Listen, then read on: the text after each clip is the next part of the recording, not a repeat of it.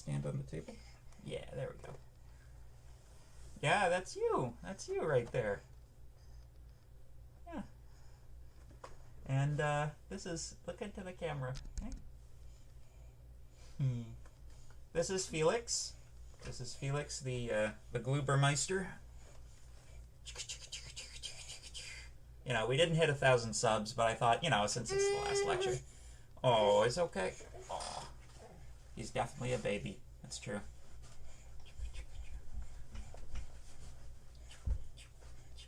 Boing. There. He loves being tossed.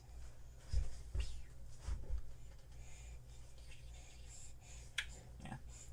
Anyway. There we go. Back to Mama. Back to Mama. Ah.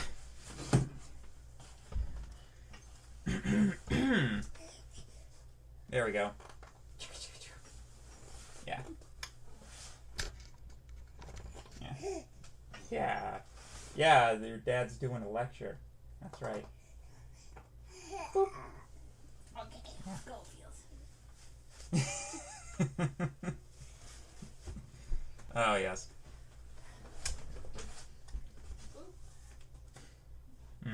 I thought he is teaching us today. Oh, yeah, he's got many baby secrets that he could be teaching. Programming baby secrets. Yes.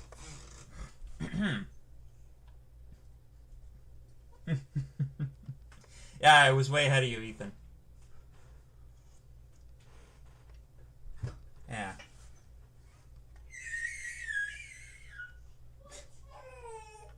Aw. Yeah. No, like, honestly, though, like, he loves being just kind of chucked in the air. Like, honestly,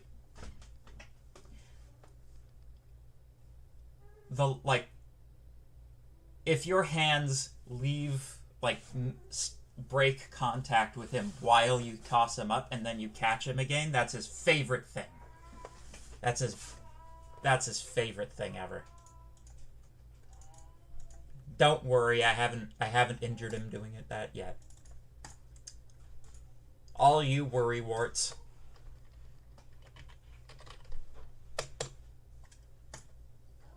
Yeah.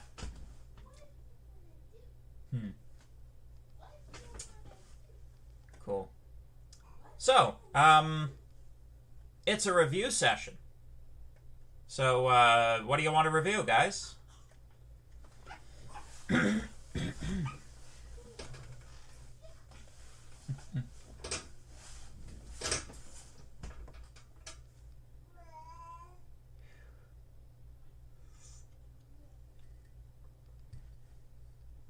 Yeah, you have to understand for, like, a child of his age that his parents are basically an amusement park. That's like your role as a father, particularly, is to be an amusement park.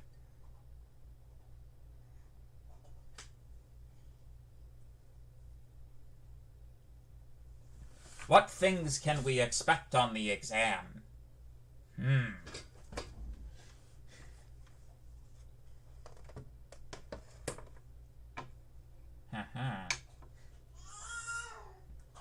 So,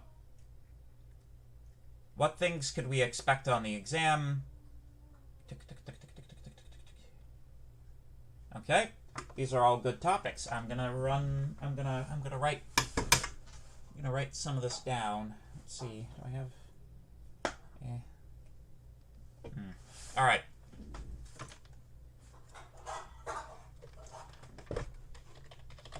Topic list.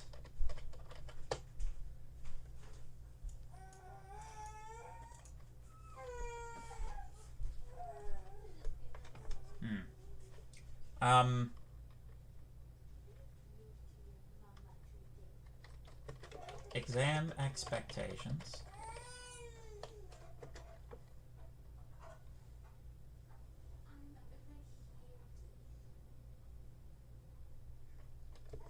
When do structures make things easier? Git commands double pointers, array of arrays, give us a review topic list, linked lists, some other useful libraries we haven't seen before, and make files. I'm not sure that I'm, like, necessarily qualified to talk to you about libraries that we haven't done. Basically, I put all of the ones I thought were useful into this course, so I don't know if I know any other ones that would be interesting or useful to you. So,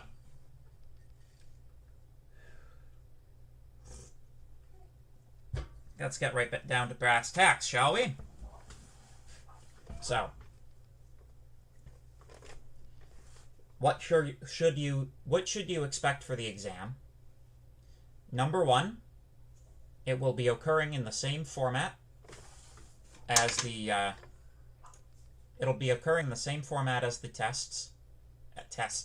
test. So you can expect the exam to be distributed in the same manner and to be collected in the same manner. I'm just looking up the date. I believe it's the 22nd. Am I correct about that? Might be the 22nd.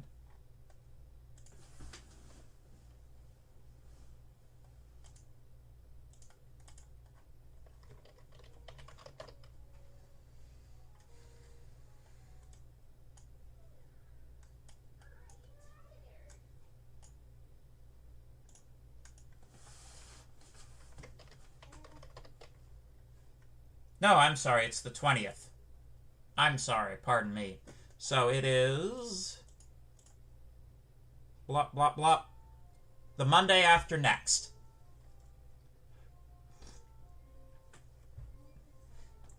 There you go. So please remember, if you're one of those people who has an accommodation, that you have a bonus amount of time to write in accordance with your accommodation. Also, if you have a conflict with that date that's related to the writing of another exam, please let me know. And we'll get it sorted, if we haven't already. But yeah, when would it be better to use recursion? Ah, yes, recursion. Recursion. So, useful when? So that's when the exam is happening. The exam will be happening in the same format as what you're used to. So, I think the next thing to talk about then would be a list of things that are probable to show up on the exam. So,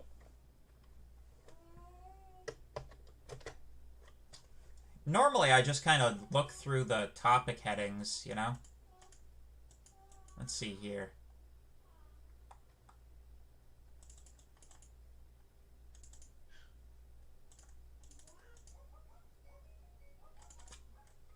So, obviously stuff in topic 1, 2, 3 territory is kind of too old, if that makes sense. Too old to be usefully tested. You can expect the exam to focus on stuff that's been covered in the second half of the course, because, you know, the stuff in the first half of the course is stuff that I've already covered.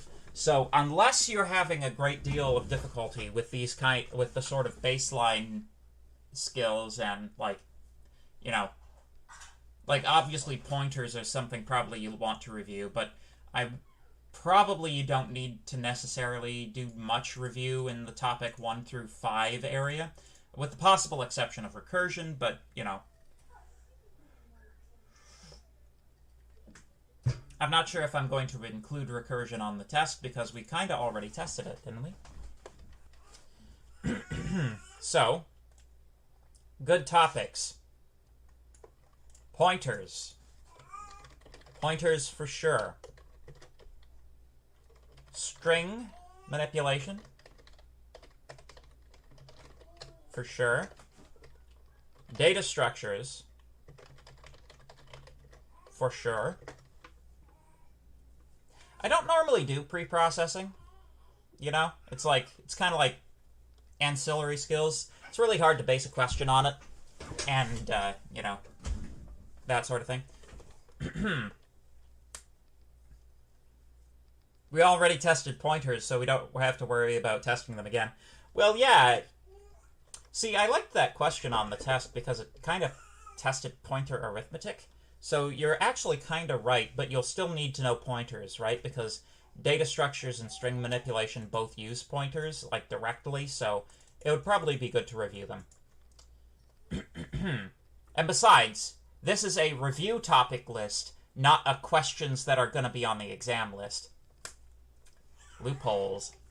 So there's definitely going to be an assembly question on the exam. He immediately backtracks. Definitely going to be an assembly question, because there has to be.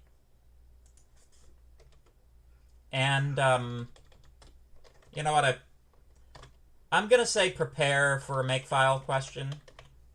Like, just, you know. I'm not saying yay or nay. I'm saying there's a better possibility of that than profiling, for example.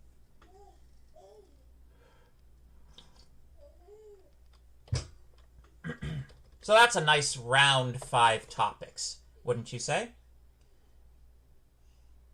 Can you make questions on the exam list, maybe? No! Partially because I haven't actually written the exam.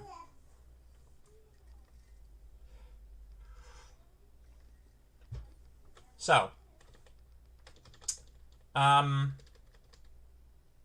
let me think about this.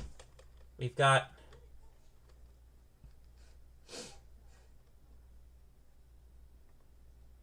I mean, there doesn't have to be an assembly question. You could just say there was and not have it.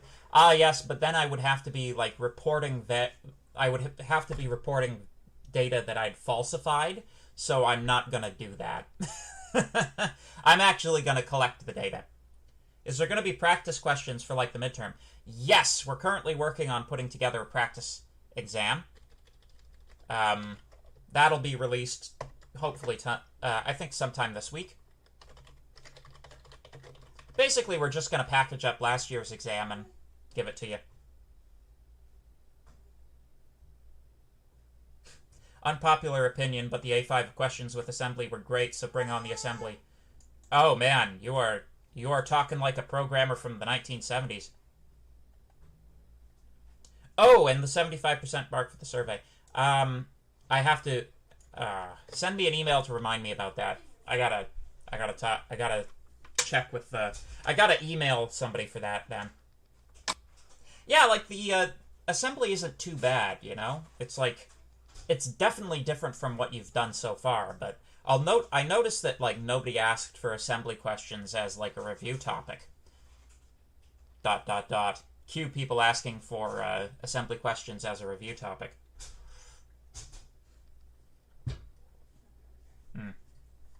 Yeah.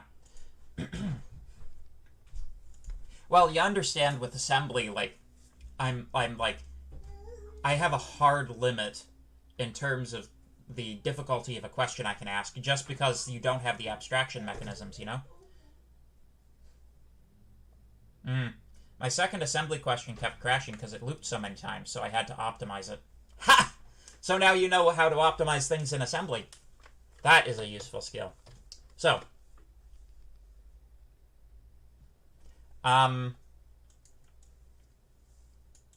yep. So, I guess we've got a couple of, like, questions. And then a couple, like, a number of topics. So I'll just sort of ask I'll answer these questions. And then we'll get into the topics.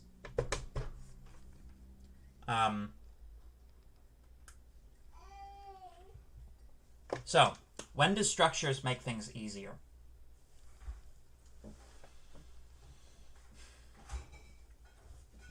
Structures are useful anytime you need to package any degree of data together as a unit.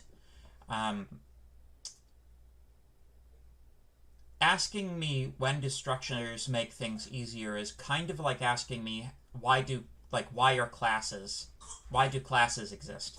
You know, like why is it useful to create classes? And the answer is it's an abstraction mechanism. If you take a bunch of related variables, package them up as a structure, and pass them around as a structure, that is less likely to cause syntax error. You're less likely to introduce human error that way. You're more likely to get what you want out of it. Like I can... Let me show you... For 1xc3, I know I talk about 1xc3 a lot, but it's like the last C course that I taught, right? The exam that I had for 1xc3 was kind of interesting. It was basically like I wrote a simple program, and I had the students like fill in some holes that I had poked in it, and they also had to like do some profiling and stuff like that over it. You know, some of the more Unix integrated stuff. But yeah, the I'll show you what the thing was. I'm a little bit proud of it, just a little bit proud of it. tuxquest. So it's tuxquest. It's like a text-based JRPG, not JRPG. Just actually, it's more like a Western RPG. It's like one of those very, very old command line interpretations of like a D&D campaign. But very simply, you just travel to like goblin camps, and you attack goblins. Then you travel to town, and you you know, rest, flog your loot, and yeah. But yeah, so it's like just it's a basic little like RPG thing,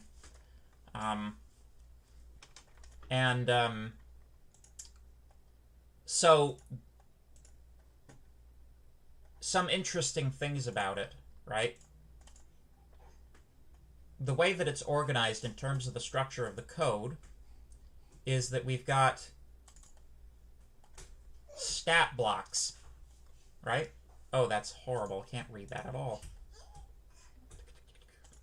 There we go. So, stat block is like the stat block for a character. So when you... this is like text-based single player for the king, yeah. So when you encounter like a goblin, right? The goblin has like hit points, max hit points, the number of experience points he's worth, attack and defense. Very basic. You know, in terms of like stat blocks for RPGs, this is very, very basic. But, you know, and the XP that a monster has is the XP they're worth. Stuff like that. Yeah.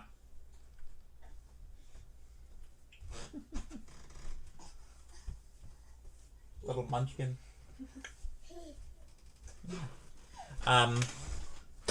So anyway, so this is where, like, this is a great use, if I do say so myself. This is like a place where it would be obvious for you to use a structure. It's like, you have stats, you know, every character shares a common stat block, so it doesn't make sense to pass a bunch of variables around. You would instantiate a structure, right?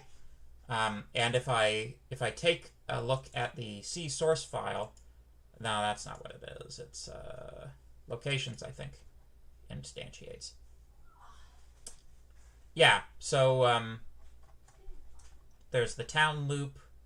There's the run and counter, right? So depending on where you go, you instantiate you instantiate a stat block for a creature, right? Or you declare a stat block for a creature, and then it gets instantiated with either a goblin initializer, an orc initializer, or a dragon initializer, depending on which location you visit. And then, combat occurs as you would expect it to.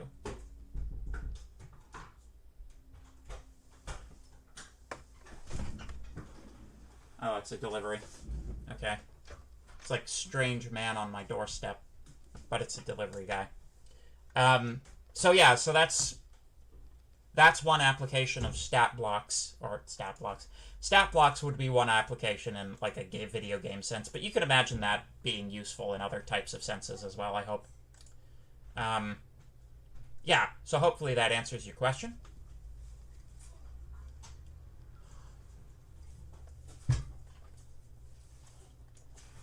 Recursion, useful when? So, recursion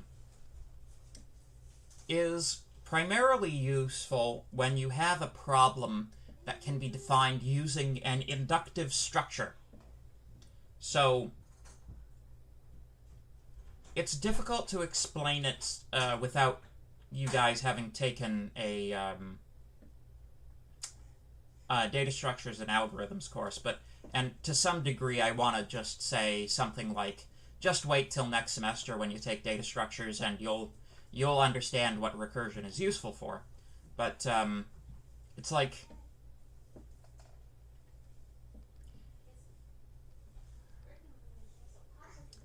inductively defined data structures or inductively defined problems are like very, very common in programming design. Like once you get into like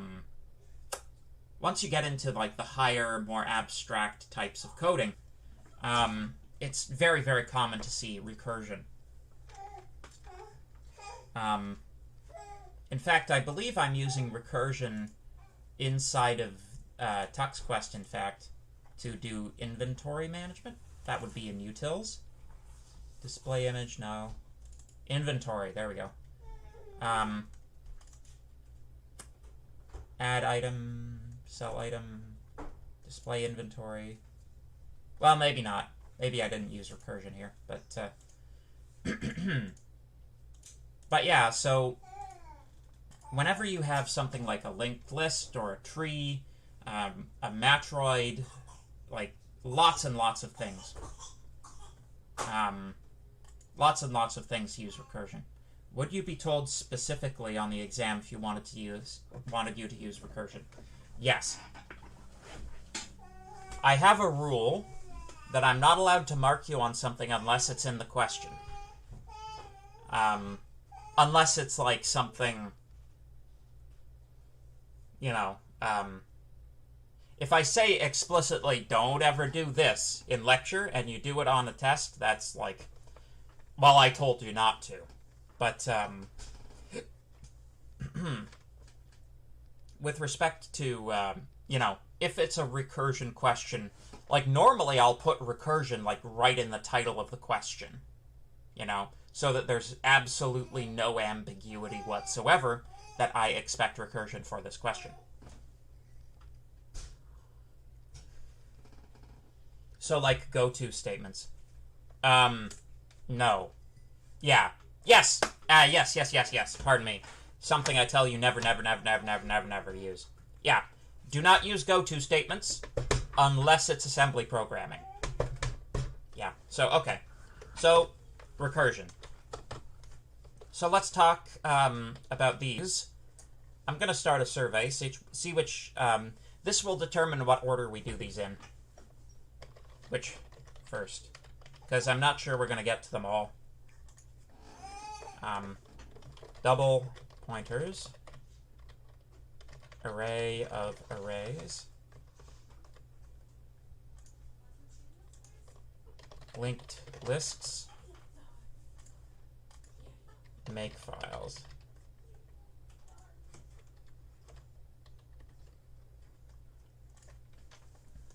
And I'll just tell you right now, I'm not going to give you any, like, Git-related questions on the test, or the exam. If you submit your test correctly using Git, that is a sufficient demonstration that you know how to use Git, in my opinion.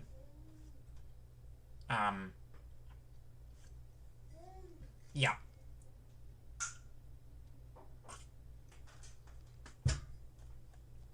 So let's see what we got here.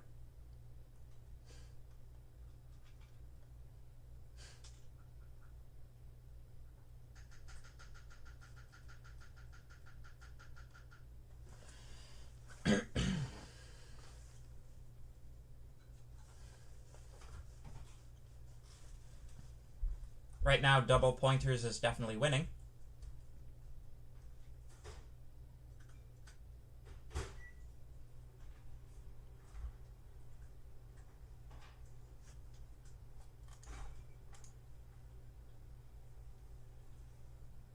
We got 18 people watching and 12 people who have voted, so please cast your ballots now. It was kind of funny. I had was it this class? We had I had a poll going, and I asked someone to break the tie, and they brought it to like a 3-way tie instead of a 2-way tie. That was hilarious. I forget if that was this. Yeah, I think that was just yesterday, wasn't it? So.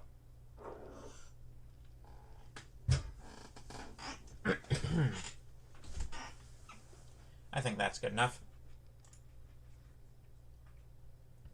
So, the majority of the class would like me to review double pointers. So, I think we're going to do double pointers, make files, array of arrays, and then linked lists. So, let's talk double pointers.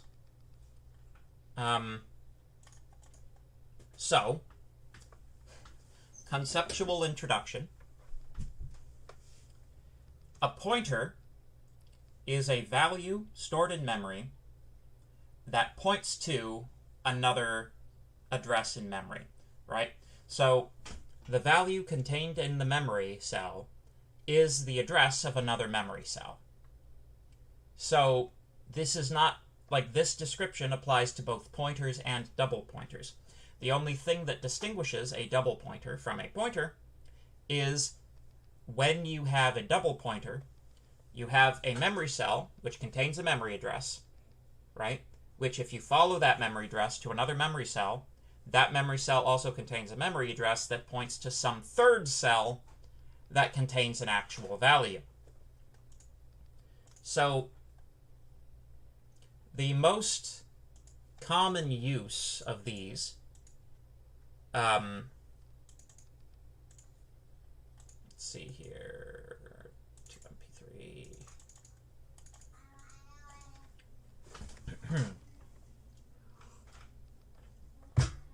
The most common use of these is in functions where you want to have an implicit return value, right? So, topic 6, let's see if there's anything good in here. Nah. So, basically, when you want to have the implicit return value of a function be a pointer rather than a specific value, that's when you introduce a double pointer, right? So, for example, first 3 3s, if we have some int array, so an integer array, right? Then we have int double pointer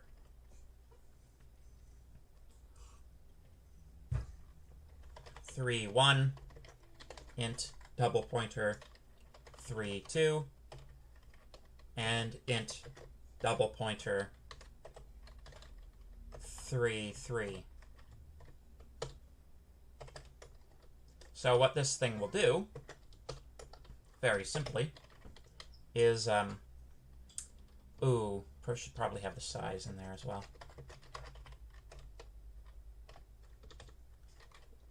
For int I equals 0, I is less than size, I plus plus,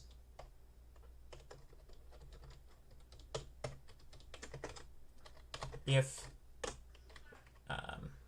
array at I is equal to 3, let's set up a count. Int count is equal to 0. I realize I haven't explained what I'm doing here. Essentially, I'm writing a function that picks out the first 3. It returns 3 pointers to the first 3 occurrences of the number 3 in the array. That's what the function I'm doing is. This would actually make an excellent exam question if I wasn't doing it for review. Maybe I'll save it for next year's test. So, if load, just switch in a switch case, switch count case 0, break case 1, break case 2, break count plus plus.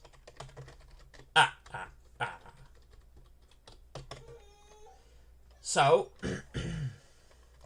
3, 1 is equal to array plus 1. Remember, if you don't index it, this is a pointer. And if, or plus I should say. There we go. 3, 2, there we go. And 3, 3.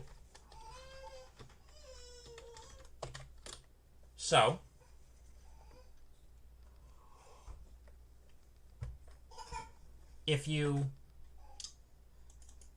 so array itself is a pointer, right? So if you add I to it, you get the index, you get a pointer to the current element if you indexed it, right? And then we're just storing that in 3, 1, 3, 2, and 3, 3. Question, how does the switch case thing work? Good question. So, very simple. It's actually kind of like a goto. So, if you type switch, you put a variable in there, in the brackets. This one will happen, this case will execute if this guy is equal to 0. If this guy is equal to 1, you go to this one, and if this guy is equal to 2, you go to this one. You need the break statements, otherwise it falls through, because fundamentally the way this thing works is by using gotos. It's like a controlled goto statement that's slightly more compact notation than if statements. Am I forgetting semicolons? Yes, thank you.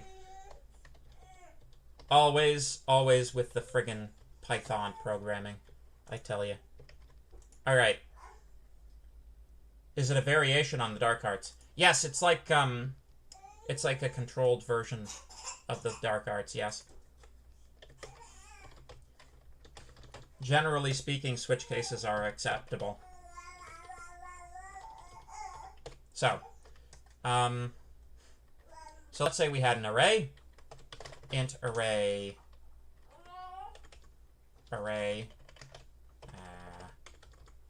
arr is equal to 1, 2, 3, 4, 5, 6, 7, 8, 9, 0. 1, 2, 3, 4, 5, 6, 1, 2, 3, 4. Right? So we then declare int pointer, we'll call it t1 There we go. T2, T3, eventually, anyway. T2, T3, right?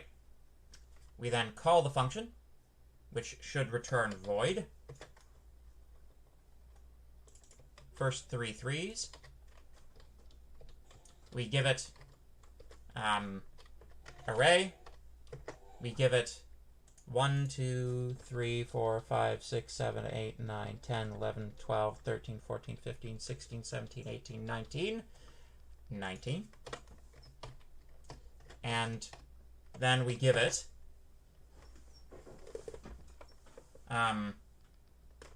the address of T1, the address of T2, and the address of T3. That turns them into double pointers. Oh, am I forgetting something, or did we learn the switch case stuff? Yeah, it's like way back in topic 2.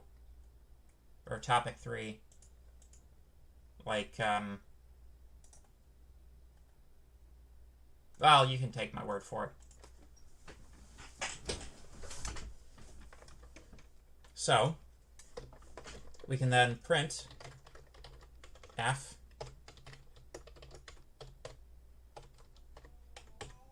want to print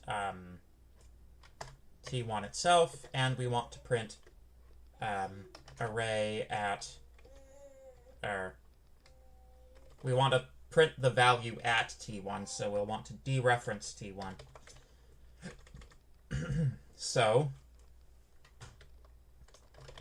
the address of the first three is B, and the value is B. There we go.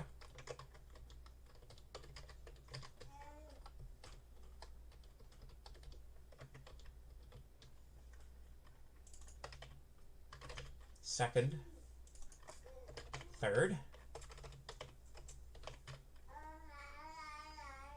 and then 2, 2, 3, 3. Let's see how many compiler errors I have. Anybody take any bets? Any bets in the chat? How many syntax errors I've got? What is this? Topic 6.c. Oh, just some warnings. Excellent.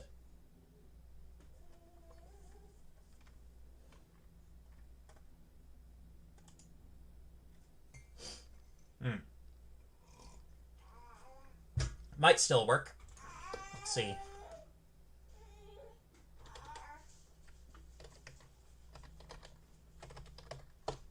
Nope, seg fault.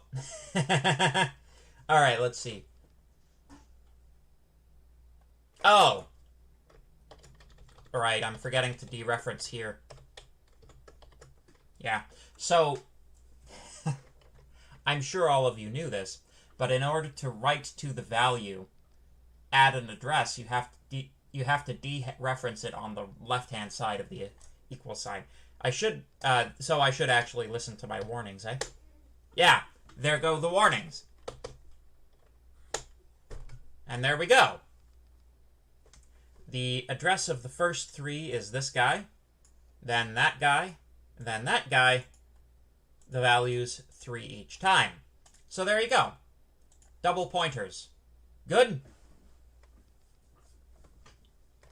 I actually really like that. I think that would be an excellent test question. It's too bad I just used it.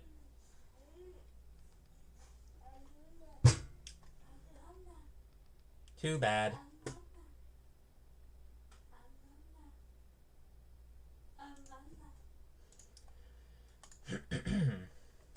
So, why is that any different than just passing a single pointer, or is it just for demonstration? No harm in using it again. So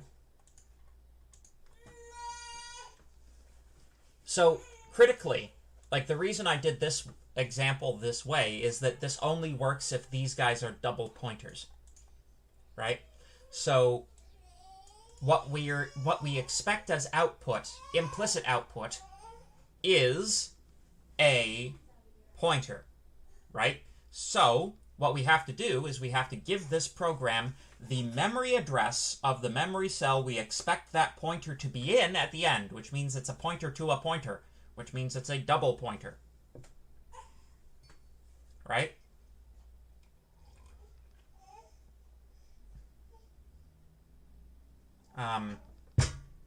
And no, this isn't just for demonstration. This is actually like this is the type of output you would receive from programs like string token, like the tokenizing function from the string library that perhaps a few of you used on assignment 4 for the terrible question 3 question. Like the tokenizing function works this way specifically. Is the only reason we pass in a double pointer because we also want to retrieve the memory address of the index in the array? Yes. Yeah, like, if you wanted just, like, numerical indexes, then you would have single pointers. But because it's expected that you get a pointer out of it, it has to be a double pointer. Right?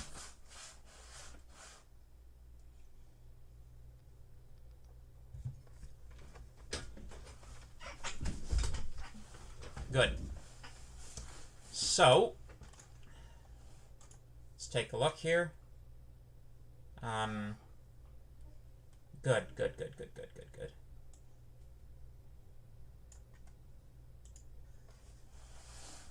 But could you not just save the memory address of the array index in a single pointer? Unless you're saying that we want to preserve the location of the original pointer as well. I think that might be a misunderstanding with this. So, this is I'm saving 3 separate locations inside of this, right? I'm saving the positions of 3 threes that occur. Like, I could just as easily have written a program to save the position of the first 3, 4, and 5, right?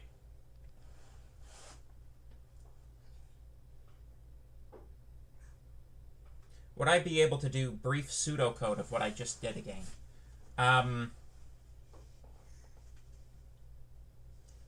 Yeah, let's see. Let's see if I can turn this into pseudocode.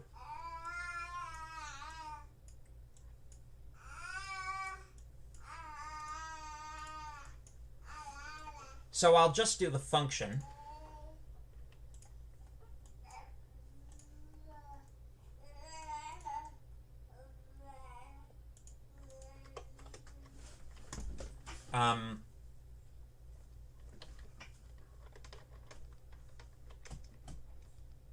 So, function, first 3 threes.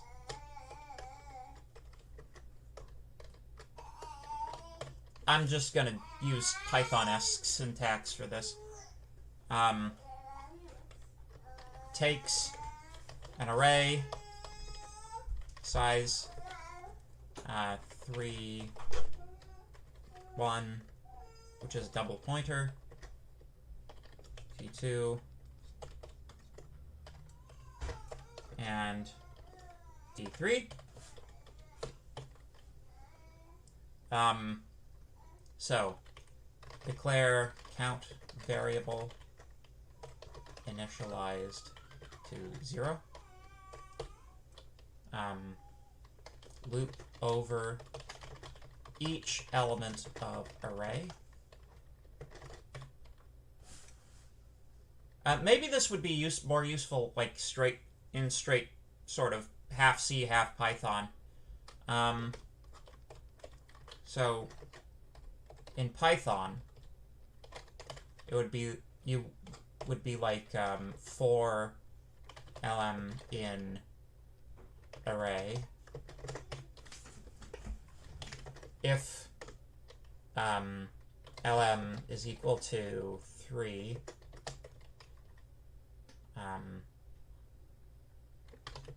if count is equal to 3, then t1, this obviously, this is C code right here, is equal to the address of element, right? Elif count. I'm kind of assuming you guys are more fluent in Python. Or, that's not true. Count 0, count 1. There we go. Thank you.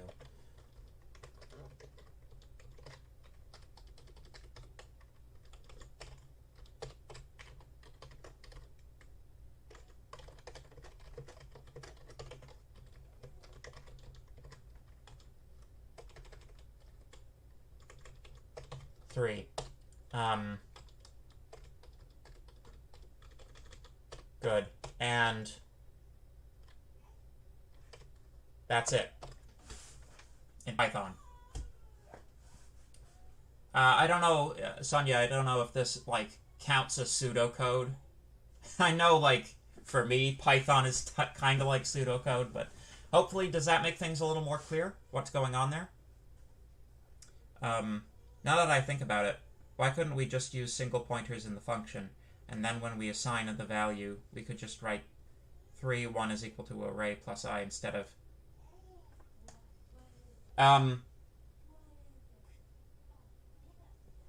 Again, because we expect a pointer as output, right? Not as a, like, if you wanted,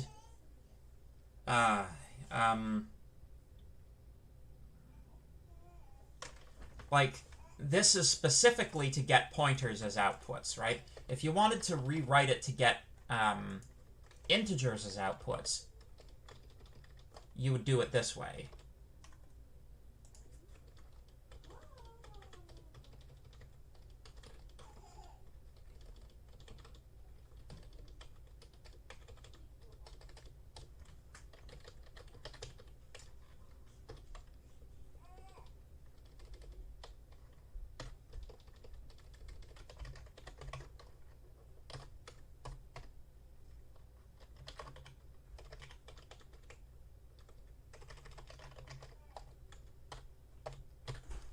If you wanted to return the integers, right, the integer indexes, then you could go about it that way, right?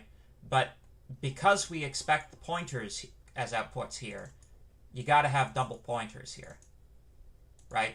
Because you are giving this function the addresses of pointers so that the function can step into these guys and modify them. Right? It's pass by reference. Pass by reference.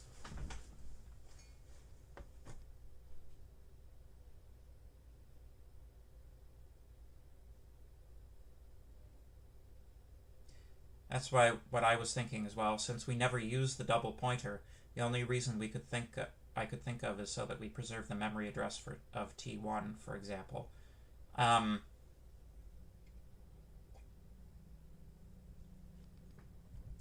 Okay. So T1 double star, right? That might have a value like, all right.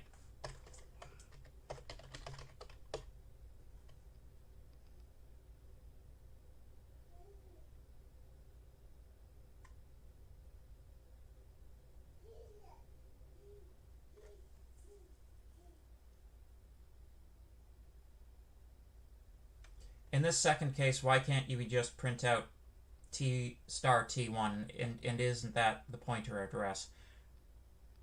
Oh my god. You could see what I was doing. I was making memes. Let me show you. All right. I'm dwelling on this because, like, I feel this is important to get this right. So that's too fine.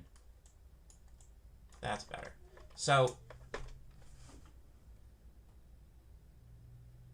Right. So, oh, actually, I don't think I need to do this in this. I can probably just do it in CTutor. Or Python tutor. But the CTutor mode. We need to visualize the pointers. So, let's copy pasta.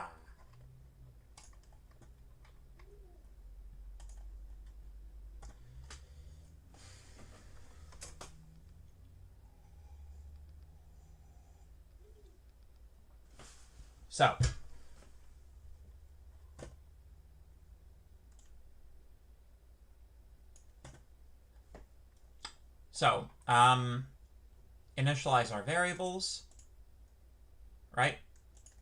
So, these guys are uninitialized. I suppose I could initialize them to null, huh?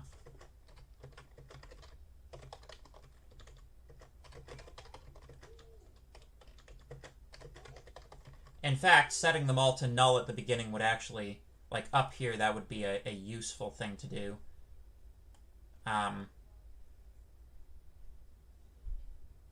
But yeah. So, but anyway, let's not make it more complicated than it needs to be for the time being.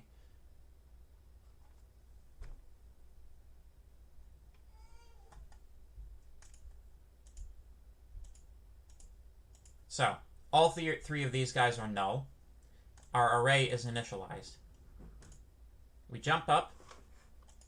We set count, right? So, 3, 1, 3, 1, 3, 2, and 3, 3 here are pointers which point back to T1, T2, and T3 inside of main. Right?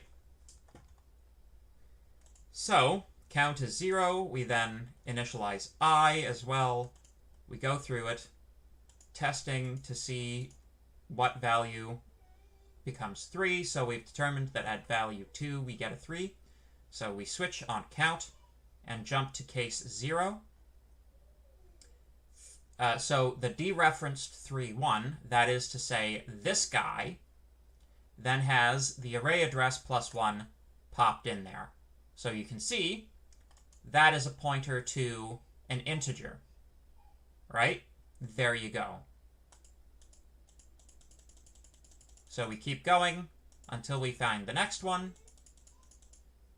Actually, I should probably just... There we go. So we find the next one. We jump down to this case. This pointer now is pointing to this address.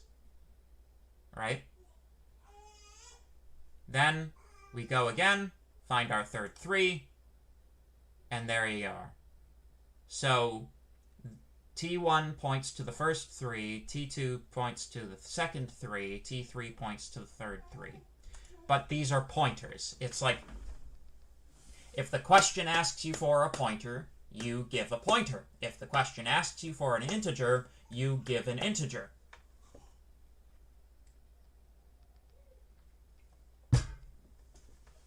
Like, this is a somewhat facile example, because the thing that we're doing this with is an array. But imagine if this was a linked list and you couldn't just use indexing to immediately get, you can't use indexing in a linked list to just immediately pick out the value you want. What you have to do is you have to then, ask for a particular index from a traversal function, and the traversal function takes time, right? So this type of a lookup function in a linked list setting would just give you the nodes in the linked list that, it would give you direct references to the nodes in a linked list, rather than having to go through it, right? But yeah, so are there any further questions about this example? Because I am running short of time. I have to have lunch before my next lecture.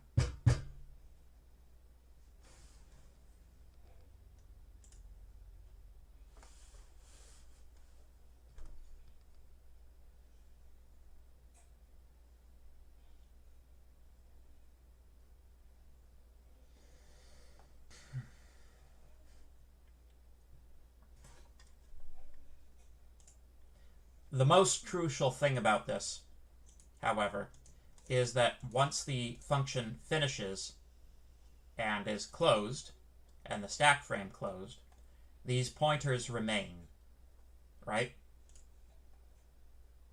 These relationships remain intact once the function has been closed. This is what it means to provide implicit return values.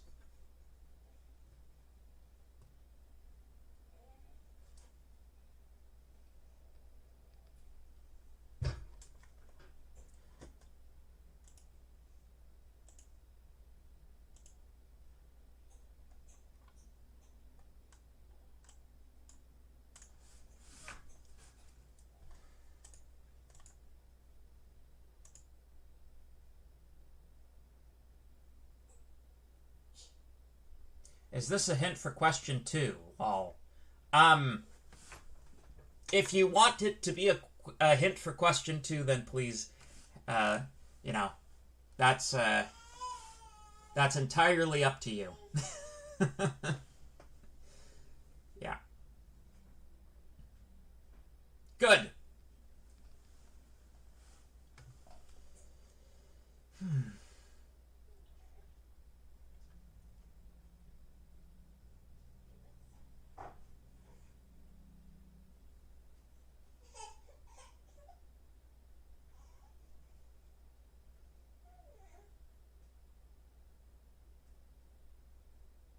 Oh, right. Inadvertent pun.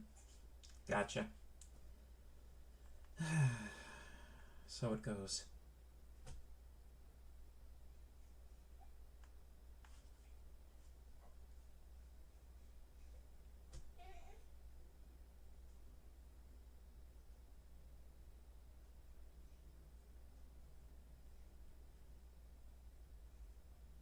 Thanks for the semester. Well, thank you. Thank you, guys. And, you know, just between you, me, and the fence posts, I think we may be seeing each other again very soon.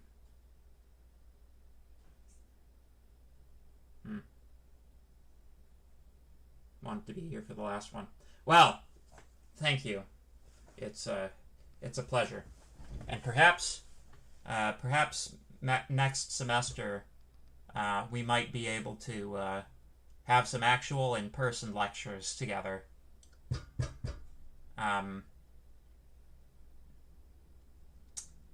So, you know, nothing's official yet, but it seems like I haven't signed the contract yet or anything, but it seems like I might be teaching you guys 2TA4 actually. Not the database or not the algorithms course, but the embedded systems design course. But yeah. Well, thank you. Like, we're learning, but we can have fun, you know. But yeah. Thank you, guys. Frankly, this has been my favorite class this semester as well. Yeah.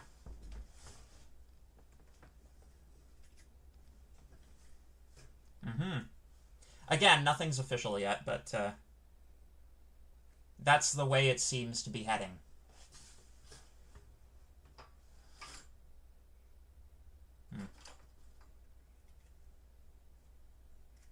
Yeah, that's the way it seems to be heading. Cool. Well, I'm going to log off here. I'll be seeing you folks sometime in the future. Possibly, if there's interest, we might have like another review session during the exam period. But we'll see. We'll see how it goes. If there's any interest in it, just, you know, pop me an email and we'll get that sorted out. But yeah. Take her easy, folks. Don't do anything I wouldn't do. Good luck on all your exams.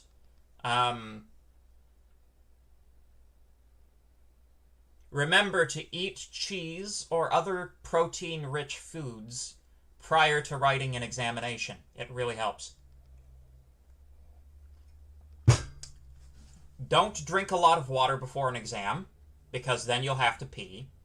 And don't, and always make sure that you've had a good meal before an exam, but not like one that, that'll make you sleepy and immediately before the exam.